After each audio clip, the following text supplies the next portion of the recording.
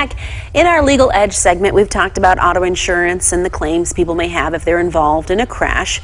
But what laws apply and what claims can be made if you crash in a rideshare vehicle? Attorney Brian Waldman of the Sinas Dramis law firm is here for you now to answer those questions. There's no requirement under Michigan law that you have to have auto insurance simply to be a passenger in someone else's vehicle, particularly a passenger in a vehicle where you're paying someone to transport you. But if you do get in a crash while you're a passenger in a rideshare vehicle like Uber or Lyft, you do have a few potential claims. The two most significant or most common claims are, first of all, going to be a claim for no-fault insurance benefits. You're entitled to the same benefits you would be if you were injured in your own vehicle. Those benefits are going to include things like payment for medical expenses, reimbursement for lost wages if you're unable to work due to your injury.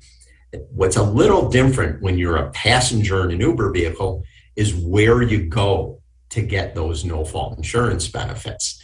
Well, most people who travel in a rideshare vehicle like an Uber or Lyft are going to be people who have an automobile, have their own insurance policy. And even though your car is not involved at all, you're still going to go, if you have auto insurance, to your own auto insurance policy to get those no-fault insurance benefits. Now, the second claim is what's called a liability claim, a claim against the driver that's at fault for a crash.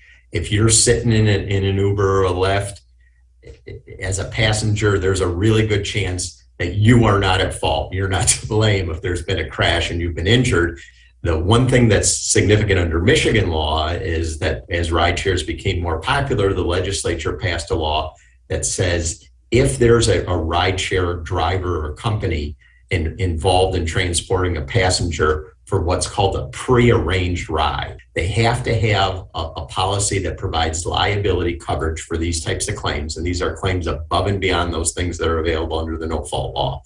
Things like conscious pain and suffering, wage loss, medical bills beyond what's payable in no-fault benefits. They have to have coverage of at least $1 million, which is different than the coverage required for most Michigan citizens, which under our current law is only $50,000. If you're injured in a crash involving a rideshare, the two most common claims are, and the claim that you need to look to potentially make, are claims for no-fault PIP benefits and what's called a liability claim against the at-fault driver.